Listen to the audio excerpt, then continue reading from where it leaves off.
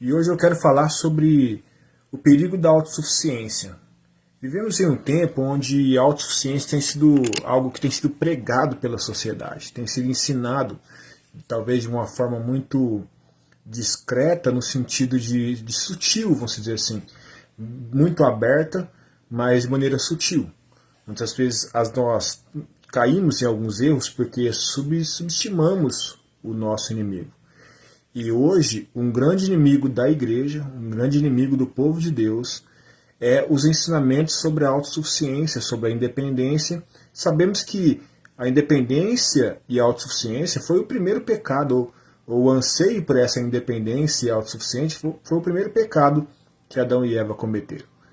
Tentaram ser independentes de Deus ali, e assim dando ouvido ao inimigo ali na verdade, e assim criaram um grande problema para a humanidade, e nós vemos o resultado disso até hoje.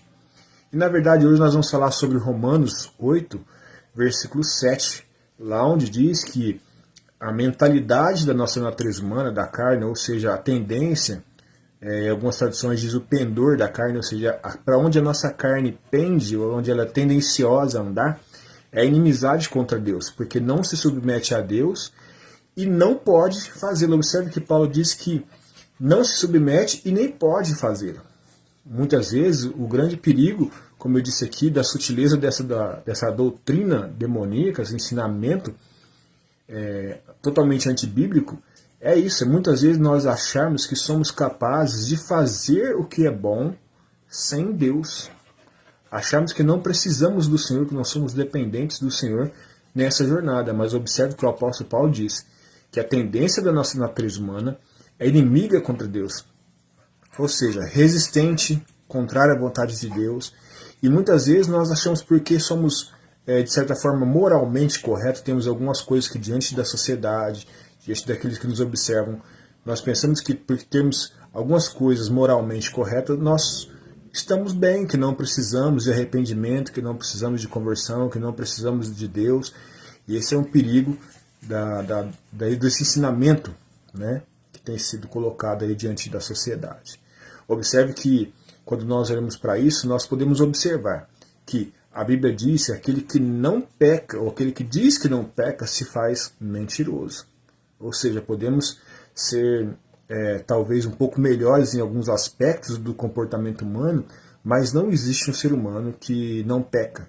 Não existe um ser humano que não é tendencioso ao erro, ou talvez em atitudes, pensamentos, sentimentos. Todos pecaram, diz as Escrituras, também Romanos. E todos pecam, segundo escreveu João. Então observemos que o que Paulo disse aqui no Romanos 8, versículo 7, é a pura verdade. O que nós precisamos entender é que Deus apresenta uma solução para isso. Deus deseja solucionar esse problema que existe na nossa natureza pecaminosa, na nossa natureza humana, e Ele traçou um projeto desde o princípio, antes da fundação do mundo.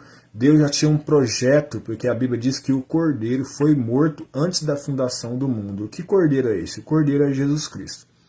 O Cordeiro que foi morto antes da fundação do mundo, ou seja, o projeto da redenção através de Jesus, ele foi feito, foi traçado antes que o mundo fosse criado. Deus, na sua onisciência, sabia que o homem pecaria, que o homem cairia, se afastaria do Pai, e por causa disso, Deus providenciou a solução para tudo isso por intermédio de Jesus Cristo.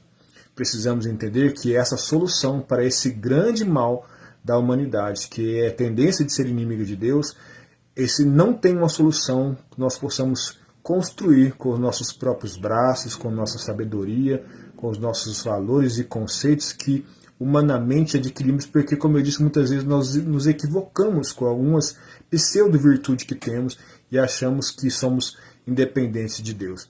Isso eu digo por mim mesmo. Lá no começo da minha conversão, olhava para algumas pessoas ao meu redor e via que essas pessoas tinham uma conduta que talvez a sociedade rechaçasse mais ou condenasse mais, e eu me achava uma pessoa que não precisaria me converter porque eu não cometia tais erros tão explícitos, né? E na verdade, o que existia dentro de mim era algo que hoje eu entendo que era muito pior do que aqueles a quem eu julgava serem maus ou terem comportamentos ruins. A partir do conhecimento de Deus, eu entendi quem realmente eu sou. Eu entendi o quanto eu era inimigo de Deus. Mas, como eu disse, a Bíblia também diz lá em Romanos 5,8, que Deus prova o seu amor por nós, tendo Cristo morrido por nós, enquanto éramos ainda pecadores. Éramos pecadores, continuamos errando. A grande diferença é que aquele que crê em Jesus Cristo e recebe o Senhor como seu suficiente Salvador, ele não é mais dominado pelo pecado. Não é mais o pecado que governa a sua vida. Isso não significa, como eu disse, que nós não erramos mais.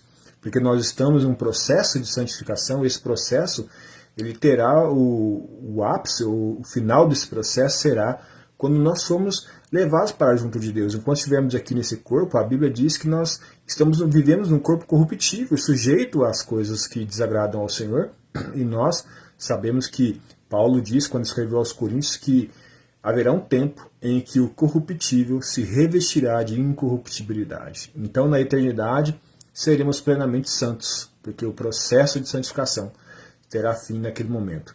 Mas, enquanto isso, vivemos aqui num mundo onde nós temos que lutar contra o pecado continuamente.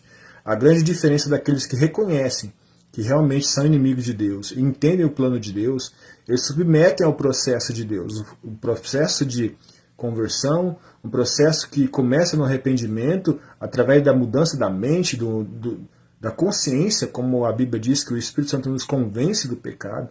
Ao sermos convencidos que somos realmente inimigos de Deus e que carecemos de um Redentor, nós então damos um passo a mais depois do arrependimento, que é a conversão, a mudança, não somente da mente, mas uma mudança de conduta, onde lutamos para ter uma conduta diferente. E nessa luta é que nós observamos a diferença, é que quem realmente entende a necessidade e clama ao Senhor como seu Redentor, como seu Salvador, ele vai receber o cuidado de Deus sobre a sua vida, vai receber a força de Deus nessa batalha, para que nós possamos perseverar nesse processo de transformação.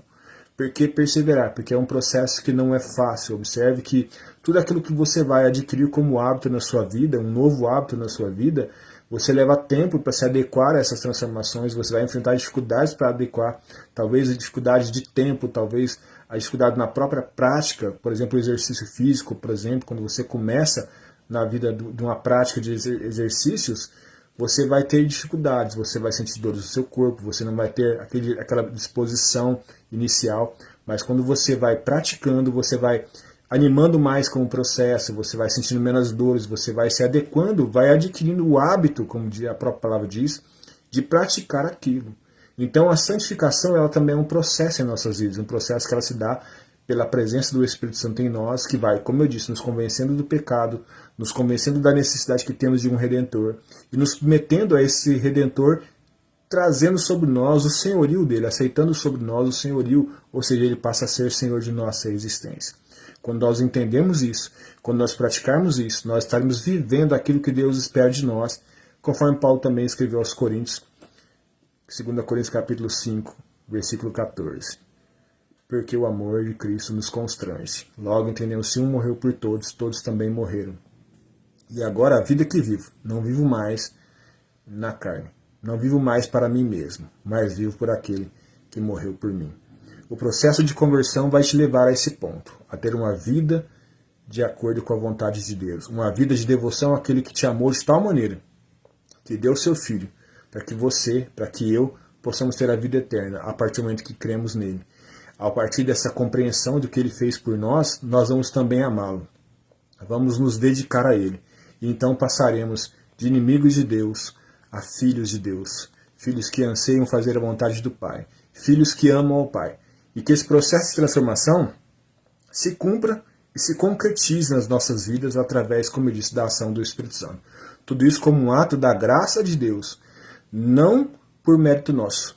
Porque, como o apóstolo Paulo disse, nós somos incapacitados, nós não temos a condição de produzirmos transformação em nós mesmos. Mas Paulo, quando escreve a Tito, ele diz que nós não somos salvos pelas nossas próprias obras, mas somos salvos por causa do lavar regenerador do Espírito Santo, porque o Espírito Santo nos santifica, nos transforma de inimigos de Deus para filhos de Deus.